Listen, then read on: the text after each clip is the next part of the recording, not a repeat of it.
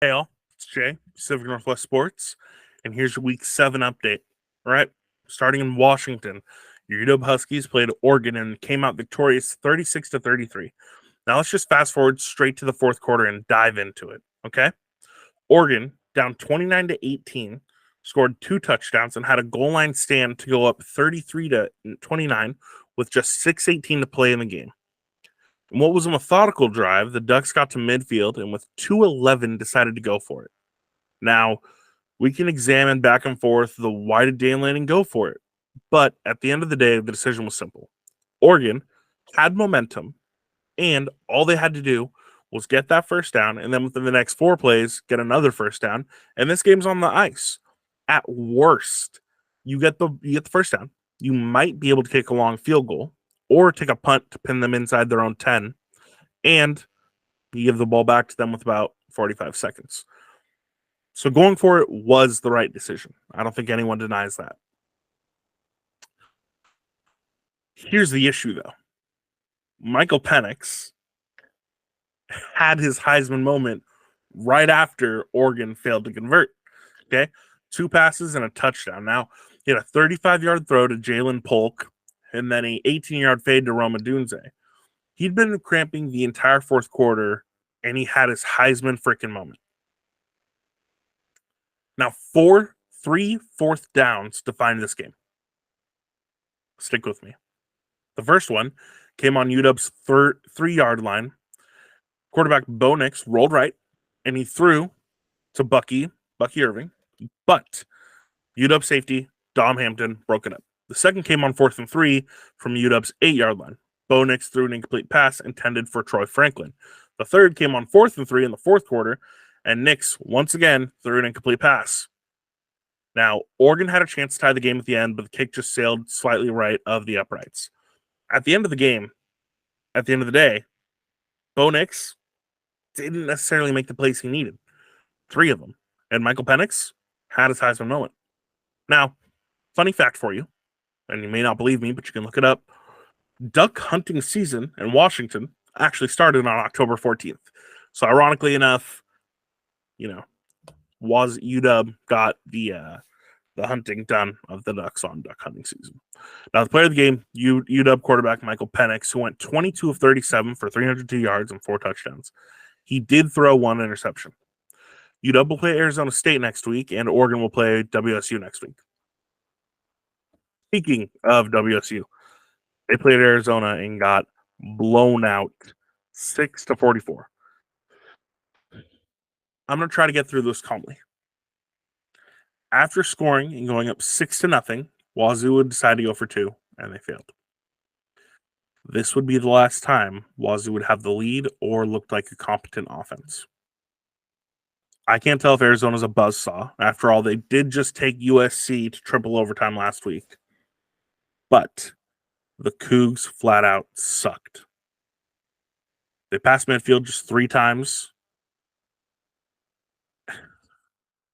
I'm sorry. I'm just laughing at how ironic the loss is. They Couged it. Okay. The Cougs passed midfield just 3 of the 11 times they had the ball after that opening drive touchdown. The Cougs had 3 turnovers, and they were held under 30 yards on 9 different drives throughout that game. And they could only rush for 35 yards on 22 attempts. WSU will play Oregon next week. I'm sorry. I can't get deeper into the issues with that. It's a sucky game. You got to cross it out.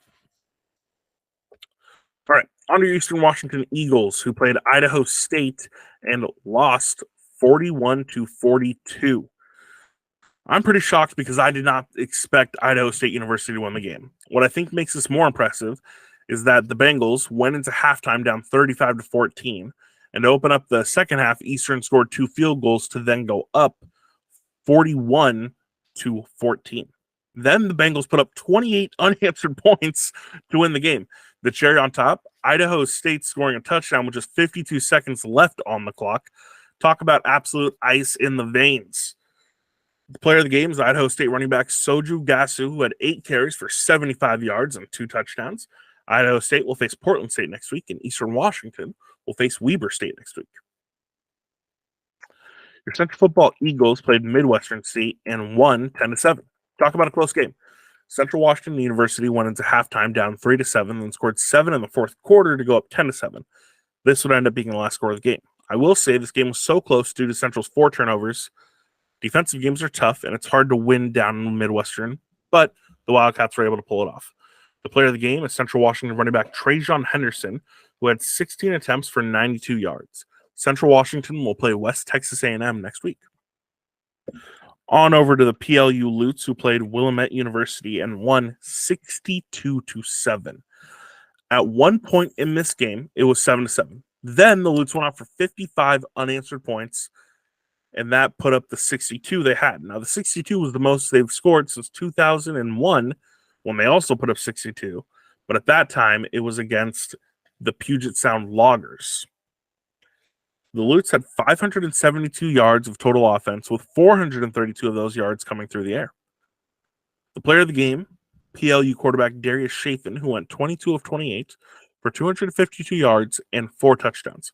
He also rushed 7 times for 23 yards and a touchdown. PLU will play Lewis and Clark next week, and Willamette will play George Fox next week.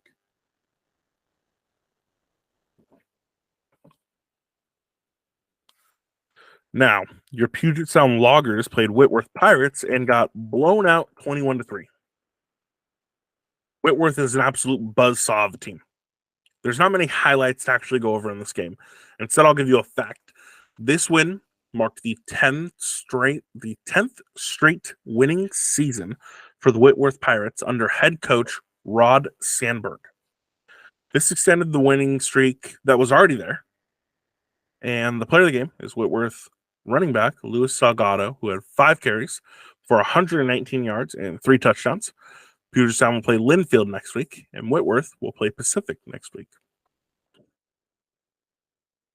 Over in Oregon, the Oregon State Beavers played UCLA, and they won 36-24. Now, the Beavers are bowl eligible. Quite historic for OSU, as this is the quickest a football team of theirs has ever made bowl eligibility. For those of you who may not know, that means they reached 6 wins. Off to the game. The defense is dominant. The offense is solid, and that's how it's been all year. They've asked Damian Martinez to run hard, and they've asked DJU not to, mess it up, essentially, but be a game manager, make a couple plays. Going into today, UCLA averaged 258 yards of passing a game. Against the OSU defense, they were held to 169 yards, and 3 different Beavers picked off a pass. The player of the game, there's 2 of them. Damian Martinez, who rushed 15 times for 97 yards, which is that run hard philosophy they've had for the offense this year. And DJU went 14 of 24 for 266 yards and 2 touchdowns. Perhaps transferring from Clemson has helped him and made him into a better prospect. It'll be interesting to see what he decides to do in the future, if he wants to stay or if he's going to go. The Portland State Vikings played Northern Arizona and won 45-21. Now, Portland State finally got rid of some demons. PSU had actually not won at Northern Arizona since 2006, and the Vikings were also winless on the road this year. At least once every single week, I remind people how you have to run the ball to win the game. Portland State was the team who exemplified this, as they rushed for 366 yards. However, the majority of success came through the air, which is ironic, because when I say success, I mean the touchdowns. 5 of them came in the air, and 1 rushing touchdown obviously came on the ground. Player of the game, Wazoo quarterback Dante Chichir, who went 14 of 19 for 159 yards and 5 touchdowns. Portland State will face Idaho State next week. Off to your Western Oregon Wolves, who played Minnesota State and lost 14-45. And after 2 straight wins, the Wolves came back down to earth with a tough loss. It's not like the Wolves were completely lost. In fact, they had a pretty solid game plan. A game plan that ended up with 150 rushing yards to 146 passing yards. At the end of the day, Minnesota State, who's ranked number 4 in D2 right now, was simply just the better team. That's nothing to sneeze at. Western Oregon will look to bounce back next week when they play Midwestern State. Now, if your George Fox Bruins, who played Linfield and came up defeated, 13-41. Linfield, who's ranked number 5, is no scrub of a team. The homecoming win assured Linfield of their 67th consecutive winning season, which, as I mentioned last week, is the longest streak of any college football team, regardless of the level.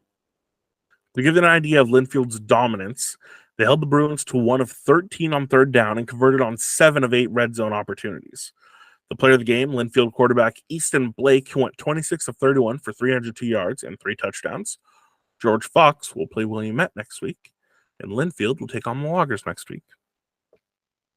Down to your Lewis and Clark Pioneers, who played Pacific Boxers and won 51 to 35. A good old-fashioned shootout.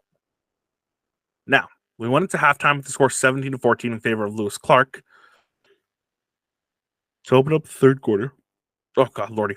To open up the third quarter, Lewis and Clark would score on back-to-back possessions to go up 31 to 14. And when you're in a boat race like this, you cannot take your foot off the gas. Pacific would score a touchdown to make the score 31 to 21, but then Lewis and Clark would score another 2 touchdowns to go up 44 to 21. Pacific would score again, and the Pioneers would score again as well to get us to a final score of 51-35. Essentially, every time Pacific scored, Lewis and Clark scored 2. So it was 2 for 1, 2 for 1, 2 for 1, and you can't win games like that. Lewis and Clark so player of the game, we have 2 of them. Lewis and Clark running back Elijah Washington, who rushed 25 times for 160 yards and 2 touchdowns. And Lewis and Clark linebacker Justin Hope, who had 1 tackle for loss, 1 pass breakup, and 18 tackles. Pacific will play Whitworth next week, and Lewis and Clark will play PLU next week. The Eastern Oregon Mountaineers played Carroll College and came out short, 6-14.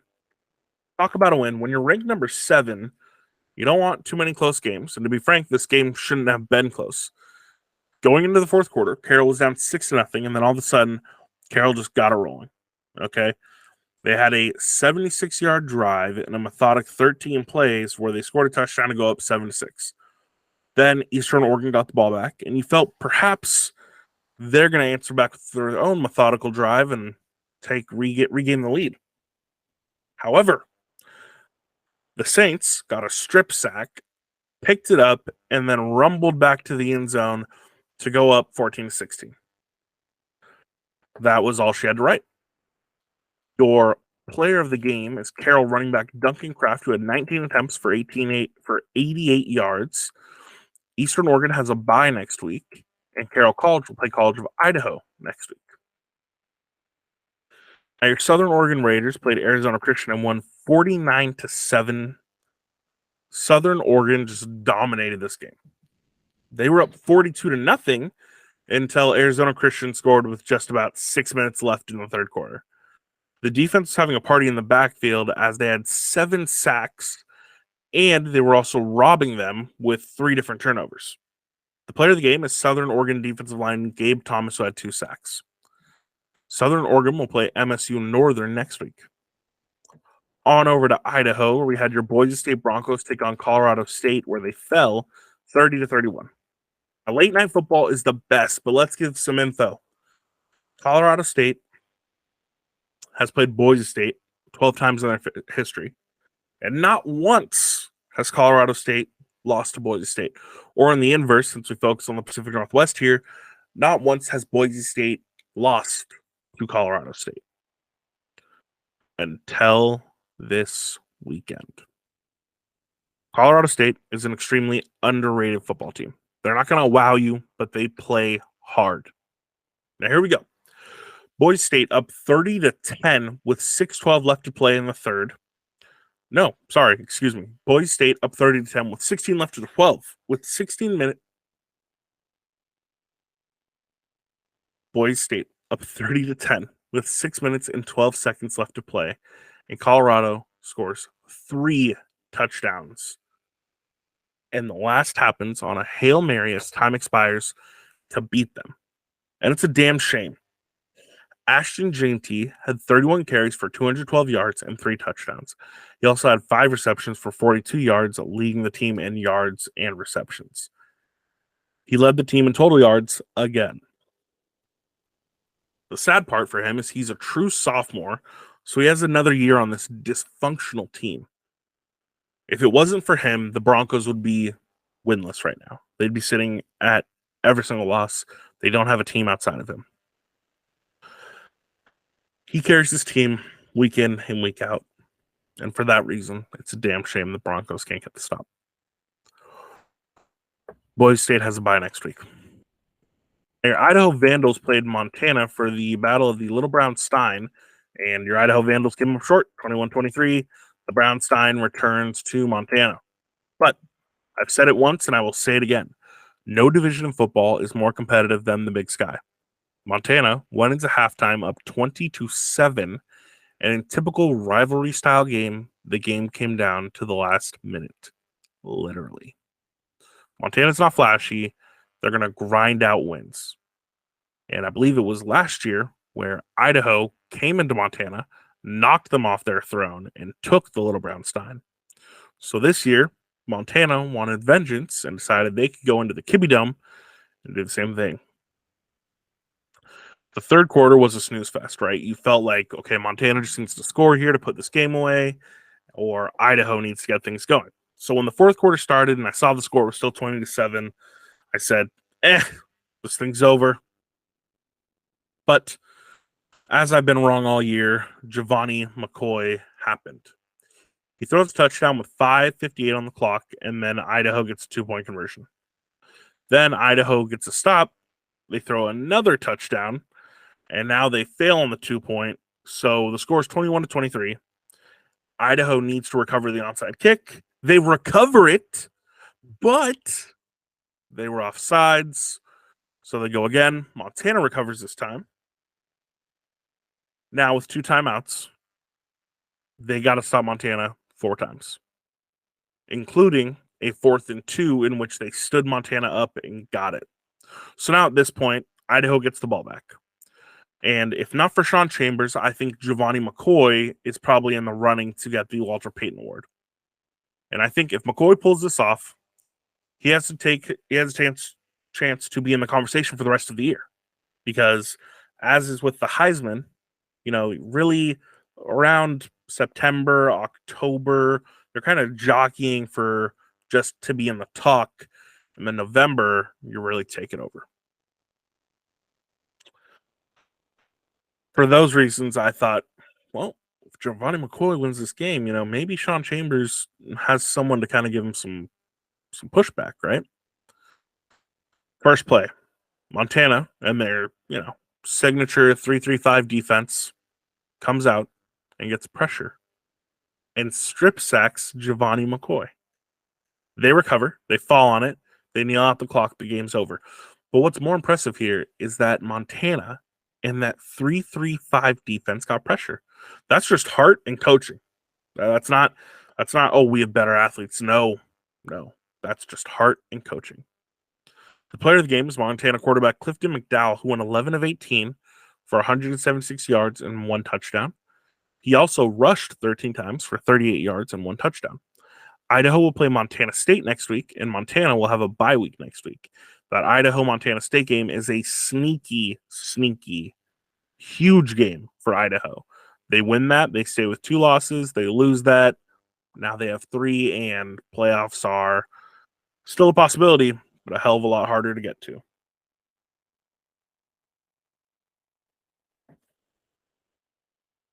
Now you have College of Idaho Coyotes, who played Montana State University Northern and won 59-0. Now, 2 records were set, okay?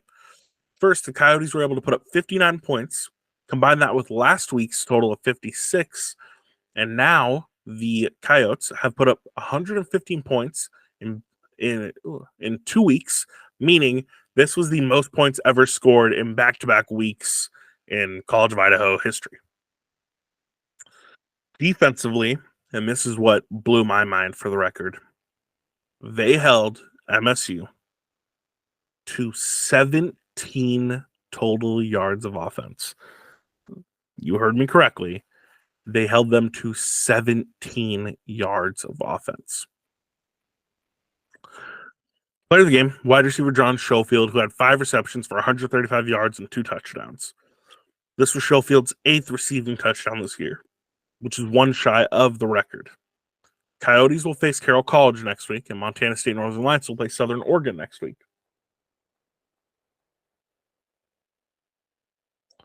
Over to Montana. We got your University of Montana Bobcats, who played Cal Poly and won 59-17. Now, this is MSU's 24th straight win, and they dominated the game. It pretty much started and ended when punt returner Ty McCulloch returned a 65-yard punt to the house for a touchdown. At that point, you knew this game's done.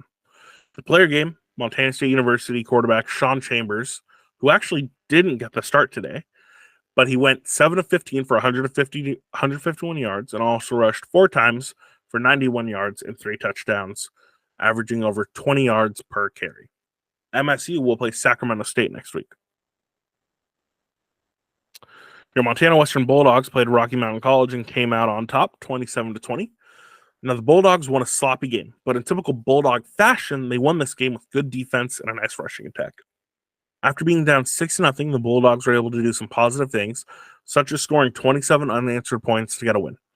Player of the game, Montana Western D lineman Tanner Harrell, who had 2 tackles for loss, 1.5 sacks, and with that two tackles for loss, he moved number 1 all-time into the Montana Western record books in career tackles for loss with over 80.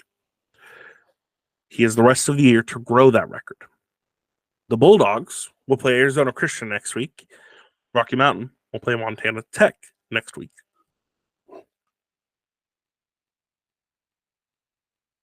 Over in Wyoming, the Wyoming Cowboys lost to Air Force 27-34. After being up 14-0, you really thought Wyoming was just going to take care of the game. But let's jump into the fourth quarter. Air Force was facing 3rd and 3 at its own 42. In typical Air Force fashion, they gave the ball to the fullback to get themselves those 3 yards. The issue is that absolute battering ram of a fullback rumbled down the field 58 yards for a touchdown to give the Falcons a 34-27 lead. Now, the Cowboys got the ball back with 2 minutes, 17 seconds, and it was perfect. You just thought, okay, Wyoming's going to take the air out of the ball. They're going to methodically move this down the field, score a touchdown, and at that point, kick the field goal for OT or go for 2 to end the game. Okay? Now, the drive started off promising. A 9-yard pass to the tight end set up 2nd and 1, and then they didn't get it on 2nd down or 3rd down. Wait a minute. They didn't get it on 4th down. Oh my. So now you're looking at it and you're going, they just lost this game. How? How did you lose? Air Force had the ball back. They kneeled out the clock, and the game's over. Wyoming has a bye next week. Over to Utah. The BYU Cougars played TCU and lost 11-44. I don't even know if I want to get into this, but it's my job. TCU was starting a redshirt freshman at quarterback. BYU was coming off a nice win versus Cincinnati. And just like that, BYU, who hadn't beaten TCU in its last 4 attempts, had the stars aligned for a win. I mean, you couldn't have asked for a much better scenario to be in. The stars were aligned for a win. Then they forgot how to play freaking football. The defense couldn't get a stop. The offense couldn't get anything going. Keaton Slovis was hitting on less than 50% of his passes. You didn't pass the 30-yard line until halfway through the 2nd quarter. It was garbage. They got their teeth kicked in against a TCU team they probably should have beat. BYU plays Texas Tech next week. I don't even want to know what that might end up looking like. Utah Utes played Cal and won 35-14. Now, Utah, who's known for grinding out wins with a staunch defense, had an absolute offensive explosion this week of 35 points. Now, what's more impressive is the fact that Cam Rising actually didn't lead this offensive explosion. Utah averaged 5.9 yards per play. They went 10 of 17 on 3rd down, and they racked up 21 first downs. And the defense, trust me, was wreaking havoc as they had 5 sacks on the Bears quarterbacks. The player of the game, Utah safety, Sione Vaki, who played running back, had 15 carries and had 158 yards and 2 touchdowns. That's their safety. Utah will have their hands full as they play USC next week. Your Utah State Aggies played Fresno State and lost 32-37. And honestly, they had a 15-point fourth quarter going for them that would have culminated in a win if not for a Cooper Legas interception with under a minute to close out the game. It's a damn shame they couldn't keep it up because as the game kept going, you just go, they're not going to win. They're not going to win. And then all of a sudden, touchdown. And you're going, is Cooper Legas about to do this? Is he about to lead them to a win versus Fresno State? Fresno State had lost the previous week to Wyoming, so you're thinking back-to-back losses for Fresno. What's going on here? And then all of a sudden, interception, game over. Utah State will play San Jose State next week. Your Weber State Wildcats played UC Davis and came up short 16-17. It's a shame because you always want to win on homecoming. And honestly, it just wasn't the best game. After being down 14-3, the Wildcats had a spark. They blocked a punt on the 15-yard line, recovered the punt, and then scored on the very next play. From there, they went into halftime down 14-10. Coming out of halftime, Weber State would score a field goal to be down 14-13. UC Davis would answer with a field goal of their own to go up 17-13. Weber State would score another field goal to go to 17-16, and that was with 7 minutes left. And then from there, Weber State couldn't record another explosive play, which is defined as a play of 20 or more yards. Weber State will play Eastern Washington next week.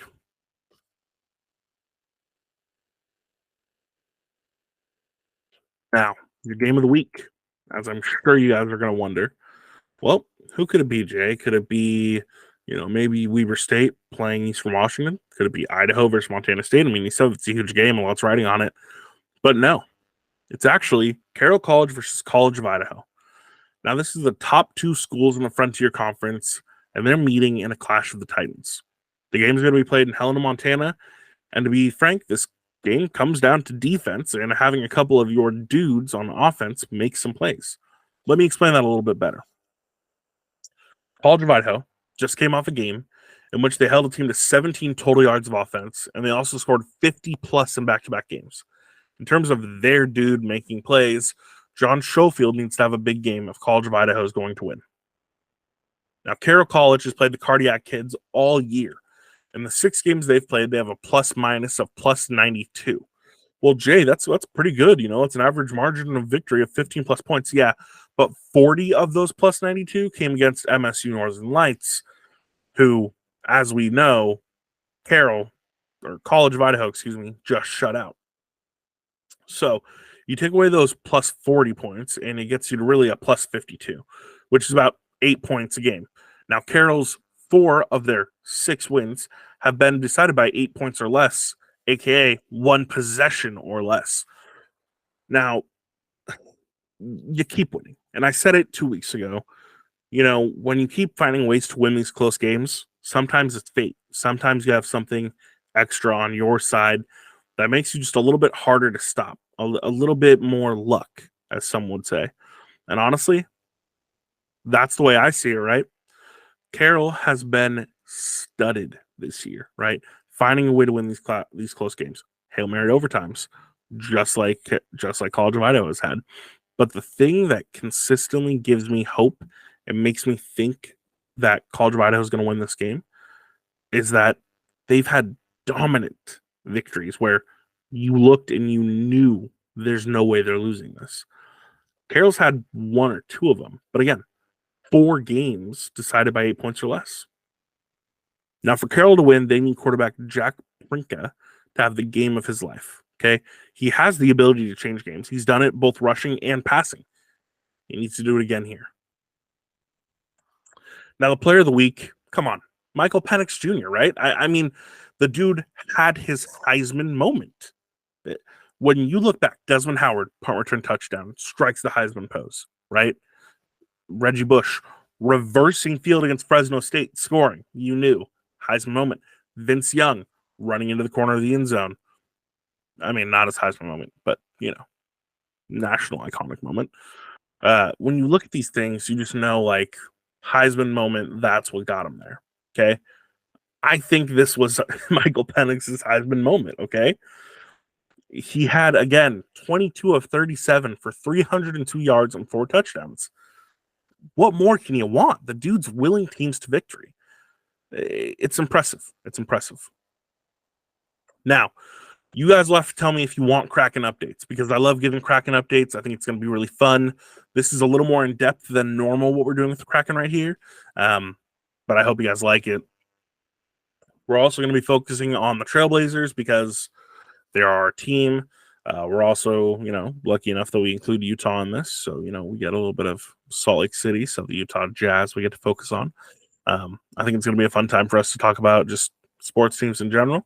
Obviously, we're going to be able to focus on college basketball and just more and more and so on. Spring will get crazy. We're going to have wrestling to focus on with Wyoming and Oregon State. It's going to be a fun time. It's going to be a very fun time. But yeah, they're going to have to tell me if you want this Kraken updates in the future, okay? Kraken are sitting at 0-2-1. Well, it's certainly not ideal to be winless after your first week of games. It's nice to know it's a long, long season. Now, Grubauer, while people might be upset, is not entirely to blame. His save percentage is currently at .918 and only allowing 2.5 goals per game. Ty Cartier and Matty Berniers are both without a point this year and sit at -1 and -3 points differential when on the ice. So now I bring the question up. If Shane Wright dominates in the AHL for the first month, do you call him up? I know we got an exception to have him in the AHL, and he's a teenager. We should be happy, but is it worth calling up? Maybe. Now, I wanted to give an update on the Kraken's top prospects because I felt it was right. We're still a young team, right? Now, I'm not including Matty Berniers because he literally is the recipient of the Calder Trophy, and he couldn't have done much better. Shane Wright, we've already spoke about. So here's where we go. We have Edward Saleh, who's a lefty he's a lefty wing, currently 18 years old, and he has a freaking toolkit, all right? He passes well. He has excellent stick skills. He can feed well on power plays, which, if you are a Kraken fan, we need better out of our power plays. Now, Sally's isn't over an athletically guy or super high energy. He just does his job and has really good fundamentals. He's the NHL equivalent of the NBA's Tim Duncan, right? He does the right thing at the right time and the right place, and it always seems to work out. Now, he can take over games if he needs to, and he'll end up being a top 10 wing in NHL time. But what's going to annoy some fans is the fact that he doesn't walk around portraying himself as this alpha and the team runs through him. He does the right thing at the right time, the right way. Lucas Dragnovec is a right defender who's shockingly deadly with the puck. Now, he already runs a really strong power play, which, again, the Kraken need, and he has a pretty strong shot. Now, without the puck, he struggles to kind of move around, and the sense of spacing seems to be a little bit off, but you can learn that stuff. At 194 pounds, being a defensive, I think it's going to be interesting to see how he gets deployed in the NHL. Now, I think he can be super, super explosive and super, super good for the team, but it all depends on how he's deployed. Now, at goalie, Grubauer is signed for the next 4 years. You know who might be ready by that time? Nicholas Coco. He's a lefty goalie who's 19 years old, but has a solid frame with a really twitchy type of, just reaction, just boom, there. Now, goalie development's harder to predict than any other position in the NHL. That's just the nature of the beast. But if Coco can make the routine plays, okay, the routine stops, then he might be ready for the next level. And the impressive part about Coco, okay, is you watch him play and you go, oh, good stop. Oh, whoa, he stopped that? And then you watch something and you go, why didn't he stop that? The dude almost is better at making the acrobatic saves than some of the routine stuff. So if he can clean up the fundamentals, then maybe, just maybe, he'll be better on the backside. Now, he stands on his feet a little bit more, right? He's young. He's still got some good knees, so he's able to kind of go a little bit crazy. But by the time Grubauer's contract is up, hopefully Coco's ready to go. Now, again, I'd almost rather have him know that, hey, we can fix this. This is fundamentals. Like normal everyday stops is all we got to fix. He makes the twitchy stuff. So that's impressive. I think it's going to be huge to see what he can do in the future and how he develops. Maybe, just maybe, he's the guy. Well, guys, again, week 7. I really, really hope you enjoyed this. I really, really hope we can continue to make just these weekly updates something we love to speak about. Again, I am sorry that it's a little bit longer of an update here, but I really wanted to get just everything we could possibly get in because I freaking love the Pacific Northwest and the sports, and I hope you guys do too. As always, have an amazing day. We will talk to you soon.